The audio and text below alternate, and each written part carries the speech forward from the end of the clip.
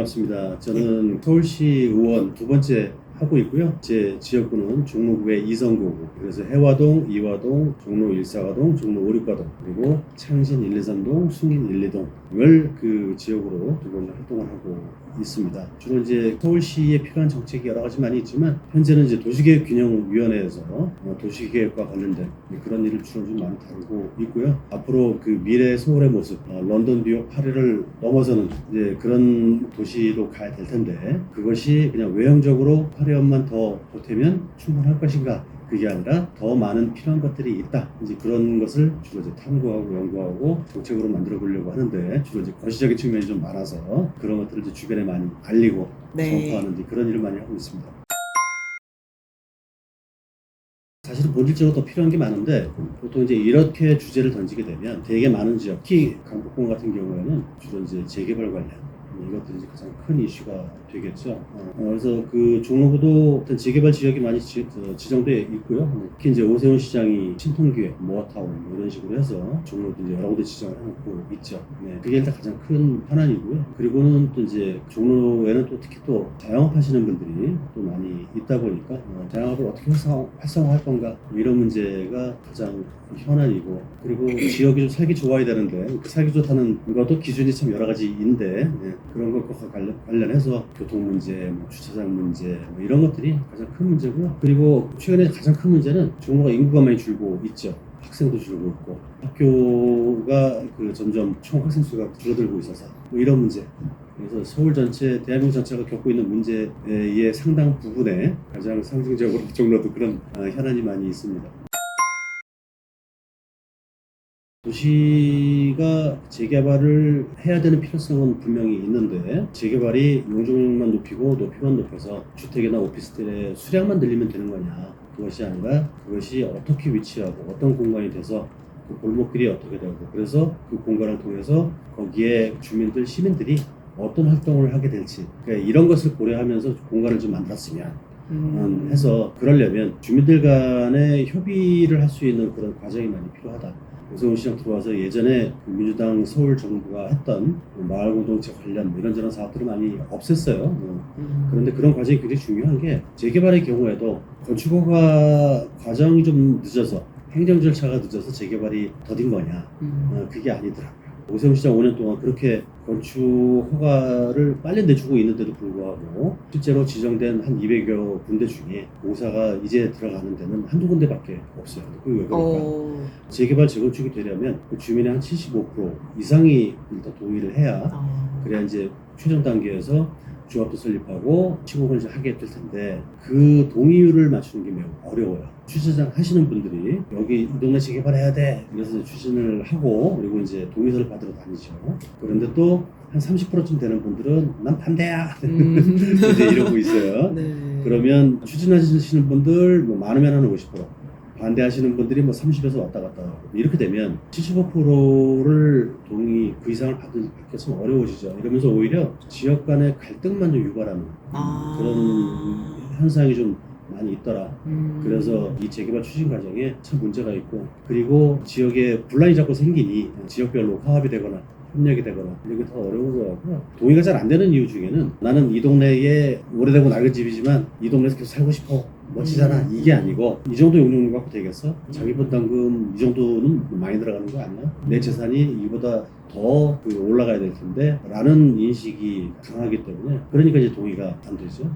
그래서 그거를 해결하려면 결국은 그런 인식을 좀 바꿀 수 있어야 하고, 그 과정에서 주민들 간의 상호 협의가 좀 많이 필요한데, 우리는 이제 그런 과정을 보통 이렇게 중요시 생각 안 하고 주로 속도와 효율만 생각하는 그런 경향들이 많아서, 그래서 어차피 빨리 하려고 해도 안 되는 건데 주민들 간의 협의가 더 중요한데 그런 과정이 좀 빠져 있는 것 같아서, 그런 과정이 더 필요하다, 이런 걸 좀 많이 주장을 하고 있죠. 보통 많이 얘기하는 게 결국은 이제 부동산 문제와 교통 문제 이런 거죠. 이렇게 큰 건데, 오세훈 시장은 도시 경쟁력 이런 거 얘기를 해요. 미국의 컨이사의 몇 위다.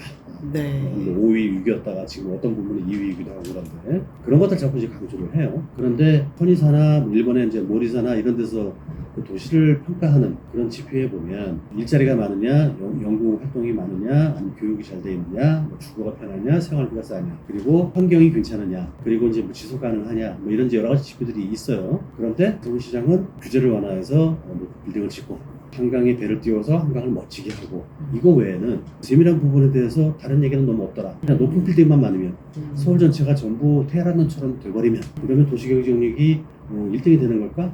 그게 아니라고 보거든요. 그래서 아까 제가 종로 부분에 한정돼서 말씀드렸습니다만 네. 서울 전체도 이제 마찬가지인 거죠.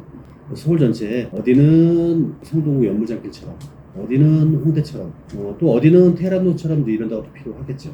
그래서 그 일자리와 주거와 문화가 어우러진 그런 도시가 돼야 되고 특히나 뭐 K-팝 데모터스 등으로 네. 그 전부터 그랬지만 K-팝 관련, K-컬처 관련 네. 이런 것들이 이제 폭이 굉장히 넓어지고 있잖아요. 이제 그러면 특히 종로 같은 이런 오래된 도시는 역사가 좀 많이 담겨 있는 그런 지역인데 그런 것들을 더 발전을 시켜야 네. 그래야 좀 더 개성이 있고 그래야 외국인들이 오고 싶은 네. 그런 도시가 되겠죠. 근데 그러자면 이게 한두 가지 문제로 해결되는 건 아닌데 그러면 제일 먼저 규제를 완화하자. 큰 빌딩을 많이 짓자. 이런 것을 논의하기 전에 제가 앞에 말씀드렸던 이런 도시의 방향을 어떻게 할 거냐 라는 시민협의, 전문가와 시민과 특히 언론과 그래서 이런 것들을 좀 오랜 시간 좀 토론해서 모델을 만들어내는 그런 과정이 사실은 더뎌 보이지만 그게 더 시급한 문제가 아닐까 그런 생각을 합니다.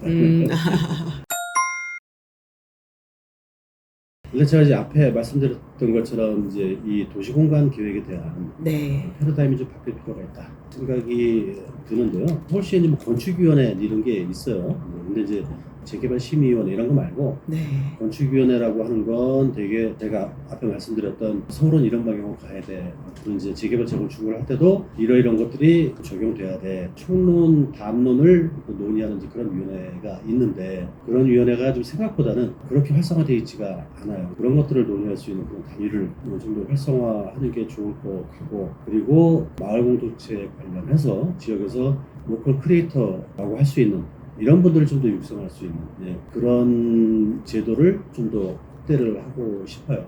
제가 이제 앞에 말씀드렸던 게 도시 계획은 이렇게 가야 돼, 서울의 도시공간이 이렇게 가야 되는 말씀을 드렸는데 네. 제가 생각한 거를 그대로 그려서 하라고 하면 이게 정답일까? 그건 아닐 거거든요. 제가 현재 갖고 있는 생각이 100점 만점은 당연히 아닐 거고 그러면 이런 것들을 어떤 과정을 통해서 실현시켜야 되느냐 이것들이 도시공간계획 전문가와 문화 전문가, 경제 전문가, 로컬 크리에이터, 시민들 이런 단위들과 같이 그런 것들을 협력해서 스스로 만들어낼 수 있는 그런 과정이 매우 중요하다. 그래서 뭐 건축위원회나 마을공동체나 로컬 크리에이터를 육성할 수 있는 단위가 필요한 것이 네. 그런 이유에서 필요하고 그런 점을 언론에서도 많이 좀 주목해 주셨으면.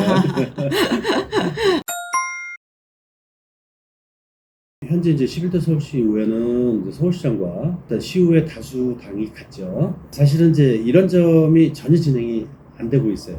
그래서 이제 보통은 이제 서울시장을 견제한다고 하면 시장의 기본적인 정책이 좋은 방향으로 가고 있는지 아닌지 이거를 한번 평가할 필요가 있고 그리고 그게 좋다고 해도 각 담당 부서에서 그것들이 잘 진행이 되고 있는지를 이제 확인을 해야 되는데 되게 이제 같은 당이면 그런 것들을 잘 안 해요. 다수당과 서울시장이 같은 당이면 그냥 뭐 서울시장 제안하면 그냥 오케이 그리고 넘어가고 세밀한 거는 뭐 그렇게 세게 지적 안 하고 지적하면 같은 당 시장을 공격하는 게 될까봐 그런 거. 근데 반면 이제 저는 이제 지금 야당이니까 그런 것들을 막 주장하고 이런 거 되겠니? 광화문에 감사의 정원 이게 말이 되니? 한강버스 이게 말이 되니? 이제 이런 식으로 가는데 그것도 이제 너무 서로 이제 좀 극단적으로 너무 배타적이고 우호적이지 않은 방향으로 진행되는 경향이 많죠. 국회는 더하고 뭐 다른 시도도 그렇습니다만 그런 점이 좀 바뀔 필요가 있는데요. 우리가 10대 서울시 요 앞에 서울시의회는 박원순 시장도 민주당.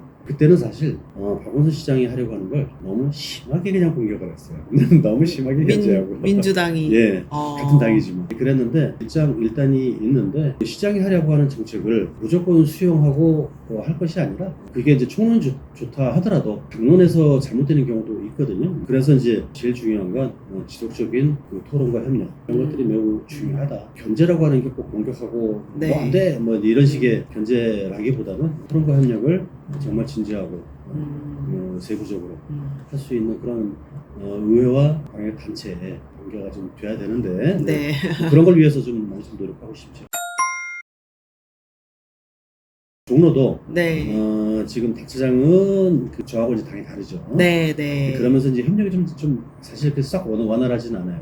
그리고 이제 제가 앞에서 계속 말씀드렸던 기본적인 방향에 대해서 좀 생각이 많이 다르다 보니까 그렇게 협력이 잘 안 되는데 우리 지역 구민들도 그런 것들을 좀 생각하시면서 네. 이 당이 잘하는지 저 당이 잘하는지 그리고 저 임종국 서울시의원이 그런 점에서 뭘 하는지 관심을 좀 가져주시면 감사하겠고 네. 생각이 더 잘 들 수 있게끔 열심히 할 거고요. 일단 종로 전체에도 뭐가 좀 바뀌었으면 좋겠어 이런 요구들이 많이 있으신데 협력 과정을 통해서 더 많은 일을 앞으로 하게 될 수 있으리라고 그렇게 네. 기대하고 있습니다. 그런 점을 잘 지켜봐 주시기 바랍니다. 아.